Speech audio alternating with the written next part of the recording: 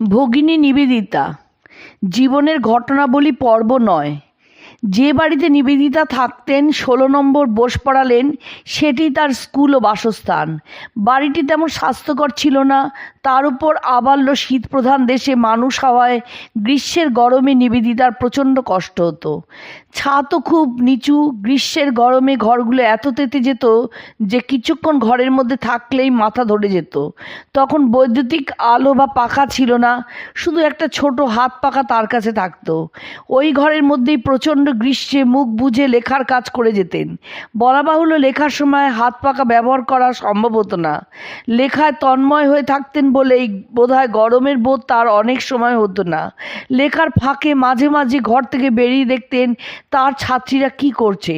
তখন দেখা যেত তার মুখ গরমে লাল হয়ে উঠেছে। একদিন দেখা গেল ছাত্রীদের তদারক করার ফাঁকে মাঝে মাঝে নিজের কপাল হাত দিয়ে চেপে ধরেছেন।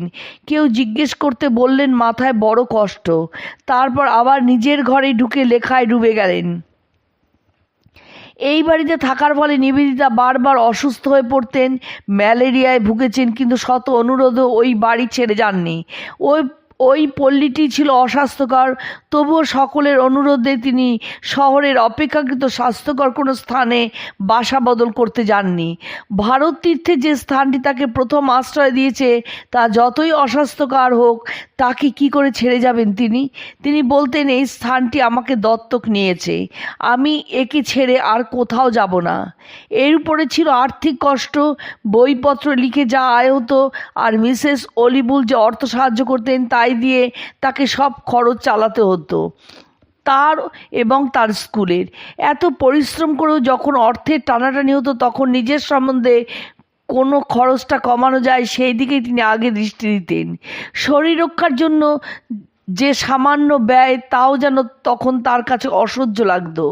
লেডি অবলা বসু, জগদীশচন্দ্র বসুর স্ত্রী, যিনি নিবেদিতাকে দীর্ঘদিন ঘনিষ্ঠভাবে দেখেছেন, বলেছেন তার প্রতিবেশীরা জানতেন তার আয়ের বড় অংশ কীভাবে দুঃখীর প্রয়োজনে, ক্ষুধাতুরের ভোজনে ব্যয়িত হতো। নিজ নিতান্ত স্বাচ্ছন্দ্যকে এর জন্য তিনি উৎসর্গ করতেন। রবীন্দ্রনাথও তার স্মৃতিচারণায় একই কথা বলেছেন। নিবেদিতা যে এই বিদ্যালয়ে ব্যয় বহন করিয়াছেন, তাহা চাঁদার টাকা হইতে নহে, উদ্বৃত্ত হইতেও নয়, একেবারেই উদারানের অংশ হইতে। ইহাই সত্য কথা। গিরিবালা ঘোষ তখন 22-23 বছর বয়সের বিধবা। তার কন্যা সন্তান নিয়ে বাগবাজারে মামার বাড়িতে থাকতেন। নিবেদিতার স্কুলে পড়াশোনা করতে তার বড় ইচ্ছা হতো, কিন্তু তার অভিভাবকরা কিছুতেই অনুমতি দিতেন না। তার দিদিমা গঙ্গা স্নান করতে যাতায়াতের পথে শুনতেন স্কুলের ছাত্রীরা সমবেত কণ্ঠে স্তব পাঠ করছে। সাময়িকভাবে নিশ্চিন্ত হয়ে তাকে স্কুলে ভর্তি করা হলো, কিন্তু নানা ছুতো স্কুলে যেতে দেওয়া হতো না। স্কুলের গাড়ি বেশিরভাগ দিন তাকে নিয়ে এসে ফিরে যেত। বড় গাড়ি গলির ভেতরে ঢুকলে গাড়ির ক্ষতি হবে মনে করে গাড়ির কোচোয়ান গলির ভেতরে যেতে চাইতো না। গলিটা হেঁটে গিরিবালা গাড়িতে উঠবেন, তাতে বাড়ির কর্তারা আপত্তি করতেন। নিবেদিতার নির্দেশে গাড়ি শেষে গলির মধ্যে গিয়ে মেয়েটিকে নিয়ে আসতো। একদিন বাড়ির কোনায় লেগে গাড়ি কিছু ক্ষতি হলো। নিবেদিতা কোন জিনিসের ক্ষতি বা অপচয় খুব অপছন্দ করতেন। তিনি পরদিন নিজেই গেলেন গিরিবালাদের বাড়ি। তার মামার সঙ্গে দেখা করে অনেকক্ষণ কথাবার্তার পর তিনি বললেন, ভগবান শ্রীকৃষ্ণ, বুদ্ধ, চৈতন্য যিনি ধর্মপ্রচারের জন্য এসেছিলেন, তাকে অনেক দুঃখ যন্ত্রণা পেতে হয়েছিল। আপনি আমাকে যা ইচ্ছা তাই বলুন, তবু আপনাদের গৃহকর্মের অবসরে মাত্র 11টা থেকে 4টে পর্যন্ত এই কন্যাটিকে আমি ভিক্ষা চাই। আপনাদের মেয়েরা গঙ্গা স্নানে যায়, কালীঘাটে যায়, এই অল্প সময়ের জন্য মেয়েটিকে আমায় দেবেন কিনা আপনি বলুন। কথা বলতে বলতে নিবেদিতা ভদ্রলোকের পায়ের কাছে হাঁটু কেড়ে বসে পড়লেন।